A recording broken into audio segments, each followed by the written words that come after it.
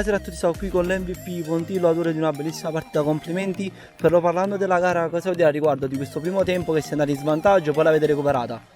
Siamo entrati male, non l'approccio che utilizziamo di solito, comunque noi siamo una squadra formata da qualche anno, giochiamo insieme, però ci siamo messi in mezzo al campo dopo un primo tempo così e così, però il secondo tempo è andava bene. Diciamo anche perché le rotazioni siete andati a prendere la mano. A livello invece personale, cosa conta per te questo premio, questa vittoria, anche questi gol?